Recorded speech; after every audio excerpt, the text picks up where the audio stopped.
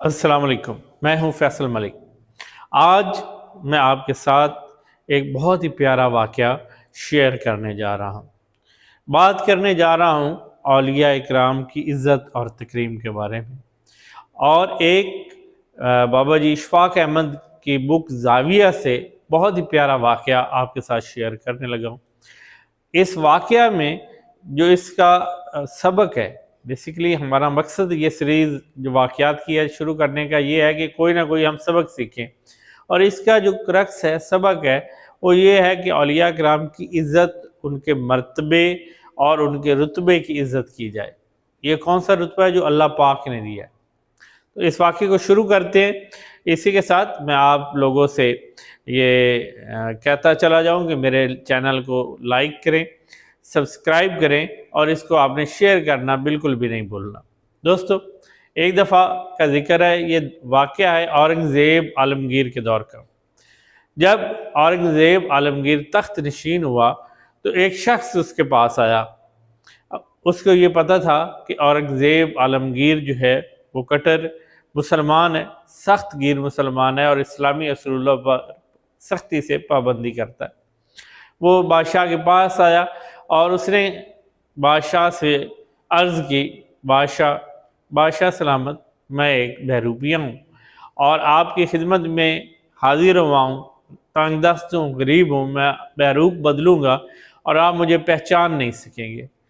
بادشاہ نے پہلے تو انکار کر دیا۔ بادشاہ سلامت نے فرمایا کہ مجھے ان کھیل تماشوں سے کوئی رغبت نہیں ہے، تم چلے جاؤ۔ لیکن اس نے جب بار بار ریکویسٹ کی تو اورنگزیب عالمگیر نے کہا کہ ٹھیک ہے، تمہیں اجازت دی جاتی ہے۔ اس نے کہا کہ بادشاہ سلامت، میں ایسا روپ بھروں گا کہ آپ مجھے پہچان نہیں سکیں گے، اور اگر آپ نے پہچان لیا تو جو آپ کا دل آئے وہ آپ مجھے سزا دے سکتے ہیں، اور اگر آپ مجھے پہچان نہ سکے تو آپ نے مجھے 500 روپیہ انعام دینا۔ 500 روپیہ بادشاہ کے لیے اس وقت بھی معمولی رقم تھی، لیکن اس شخص کے لیے یہ رقم بہت بڑی رقم تھی، اور اس کے خیال میں ایک بہت بڑا انعام تھا۔ اورنگزیب عالمگیر نے جب یہ مان لیا، بند کریں، اس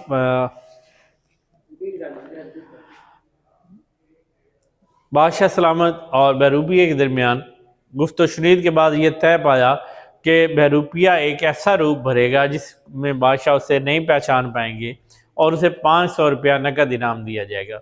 یہ بات کرنے کے بعد بہروپیہ جب دربار سے نکلا تو وہ اندرونی طور پر ایک پریشانی کا شکار ہو چکا تھا، کیونکہ بادشاہ کے سامنے تو اس نے ایک اپنی غربت کو چھپانے کے لیے اور انعام لینے کے لالچ میں ایک بہت بڑی بات کر دی تھی، لیکن اسے سمجھ نہیں آ رہا تھا کہ میں اب کیا کروں۔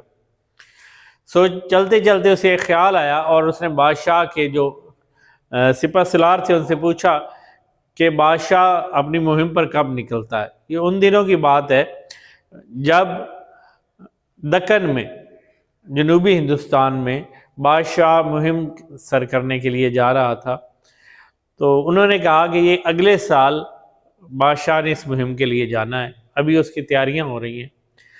جب اسے یہ پتہ چلا تو وہ اسی وقت وہاں سے چل پڑا جنوبی ہندوستان کی طرف۔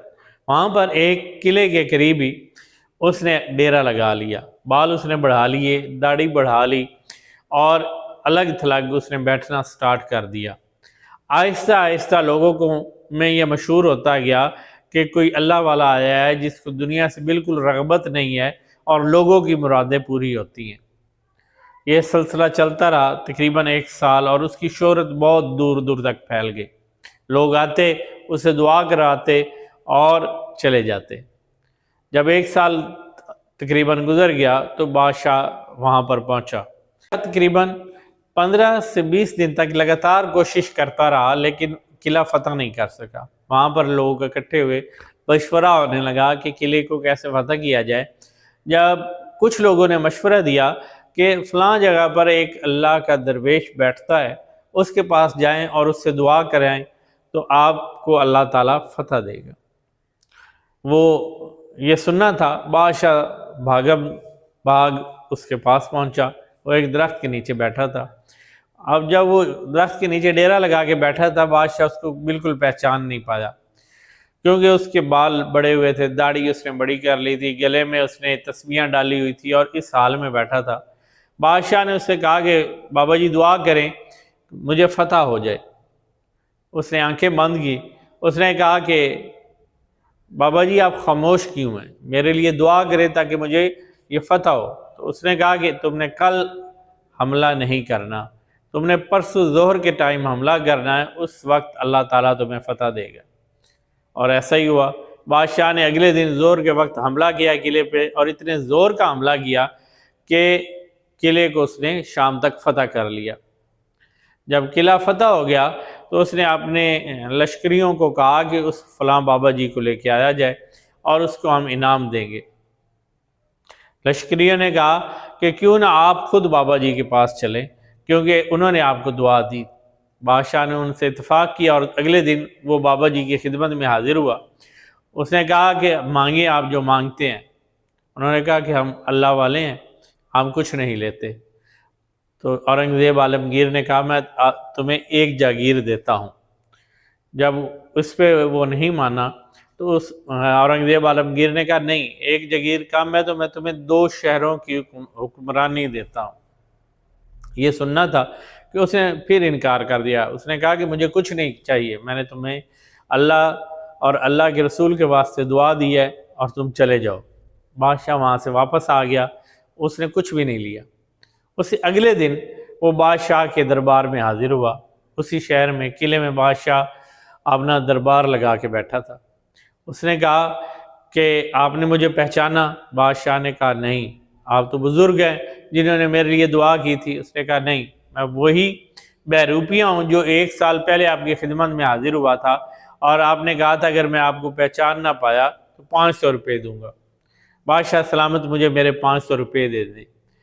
اس پر اورنگزیب عالمگیر بہت ہی حیران ہوا۔ اس نے کہا کہ میں تمہیں 2 شہروں کی حکمرانی دے رہا تھا، تم نے وہ نہیں لی اور تم صرف 500 روپیہ مانگ رہے ہو۔ یہاں پر وہ بہروپیہ بہت ہی قیمتی بات کرتا ہے۔ وہ کہتا ہے کہ وہاں پر ان ہستیوں کی عزت مقصود تھی جن کا میں نے بہروپ بھرا ہوا تھا۔ تو یہاں سے پتہ چلتا ہے کہ کتنی زیادہ عزت اور مقام ہے۔ ایک بہروپیہ بھی اولیاء کی عزت کرتا تھا، اور اس نے اس منصب کو غلط استعمال نہیں کیا، بلکہ اللہ پاک اور اللہ کے رسول کی خوشنودی کے لیے استعمال کیا اور جاگیریں لینے سے انکار کر دیا۔ لیکن آج کا جو دور ہے دوستو، بہت ہی سخت دور جا رہا ہے۔ یہاں پر ہم آئے روز کئی لوگوں کے واقعات سنتے ہیں کہ فلاں شخص نے اپنے مریدوں سے اس طرح سے فراڈ کیا، فلاں شخص نے تعویذ دینے کے بہانے لوگوں کے ساتھ فراڈ کیا۔ تو دوستو یہ وہ لوگ ہیں جو اولیاء اللہ کے ناموں کو بھی بدنام کرتے ہیں۔ میں امید کرتا ہوں آج کا یہ واقعہ، آج کی یہ جو سیریز کا دوسرا ہمارا واقعہ تھا، یہ آپ کو پسند آیا ہوگا۔ آپ اس واقعے کو مزید شیئر کریں گے، اپنے دوستوں تک پہنچائیں گے۔ اسی کے ساتھ مجھے اجازت دیجیے، اللہ حافظ۔